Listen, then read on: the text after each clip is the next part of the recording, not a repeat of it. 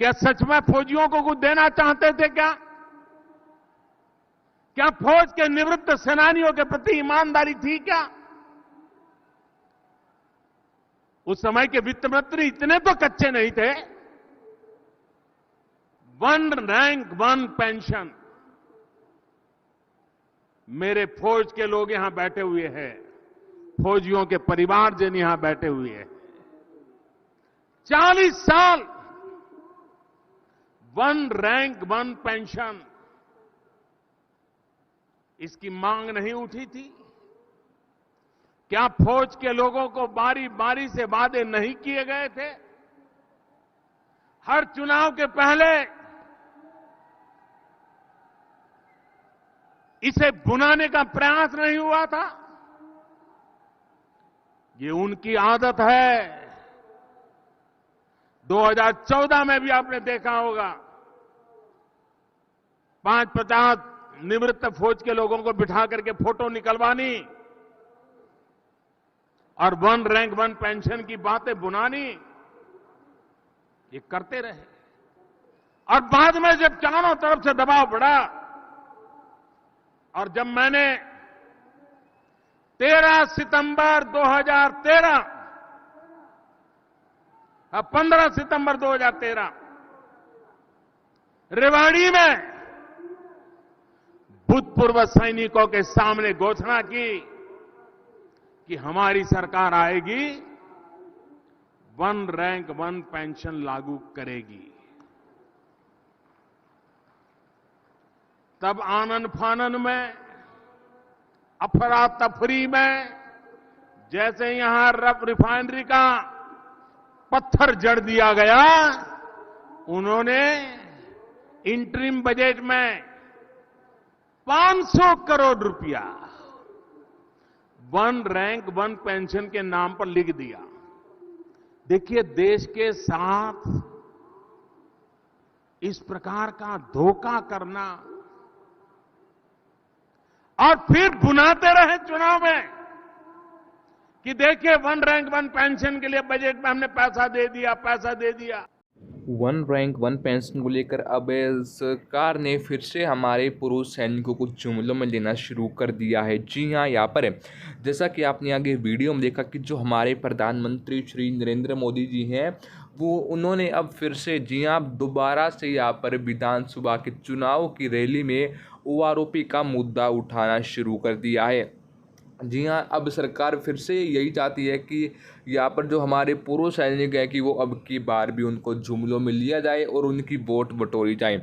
लेकिन अब की बार ऐसा नहीं होगा। अब की बार हमारे पूर्व सैनिकों ने बिल्कुल साफ साफ कह दी है कि हम 2024 से पहले, जी हाँ 2024 से पहले अपने हक की डिमांडों को मनवा कर रहेंगे सरकार से। अगर सरकार ने हमारी डिमांडों को नहीं मांगना तो अब की बार हम 2024 में जो इलेक्शन होने वाले हैं उसमें अब सरकार को वोट की चोट देंगे।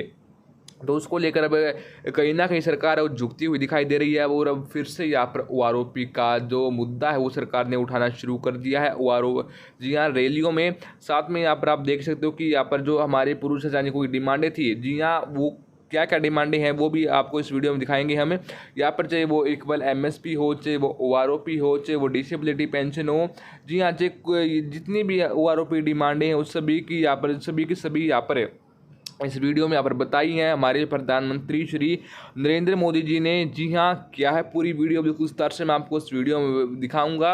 आखिर कौन कौन से बड़े ऐलान किए हैं, जी हाँ कौन कौन सी जो डिमांडें हैं वो यहाँ पर सरकार मानने को कह रही है, बिल्कुल विस्तार से मैं आपको इस वीडियो में दिखाऊंगा। लेकिन उससे पहले वीडियो काफ़ी इंपॉर्टेंट होने वाली है, तो वीडियो को ज़रा सा भी स्किप मत करना। और अगर आप हमारे चैनल पर पहली बार विजिट कर रहे हो तो चैनल को सब्सक्राइब करना मत भूलना और बेल आइकन को भी दबा देना, जिससे कि आपको वीडियो नोटिफिकेशन द्वारा ही प्राप्त हो सके। तो चलो दोस्तों, बिना किसी देरी के वीडियो को तो स्टार्ट आई जानते हैं कि आखिर क्या पूरी अपडेट, आखिर कौन कौन से बड़े वादे किए हैं अब की बार फिर से ओआरओपी के। हम जब सरकार में आए तो हमने कहा चलो भाई वन रैंक वन पेंशन लागू करो, हमने वादा किया है। तो अफसर समय बिताते रहते थे। मैंने कहा हुआ क्या भाई, क्यों नहीं हो रहा है? आपको जान करके हैरानी होगी, बजट में 500 करोड़ लिखा गया था, लेकिन दफ्तर के अंदर ये वन रैंक वन पेंशन है क्या? ये वन रैंक वन पेंशन के पात्रता किसकी है? उसका आर्थिक बोझ कितना आएगा? इनको आप हैरान होंगे, सिर्फ रिफाइनरी कागज पे थी, वहां तो वन रैंक वन पेंशन कागज पे भी नहीं था। न सूची थी, न योजना थी, सिर्फ चुनावी वादा। भाइयों बहनों, उस काम के प्रति मेरी प्रतिबद्धता थी, लेकिन कागज पे चीजें इकट्ठी करते करते मुझे 1.5 साल लग गया। सब बिखरा पड़ा था। पूर्व सैनिकों के नामों का ठिकाना नहीं मिल रहा था, संख्या सही नहीं मिल रही थी।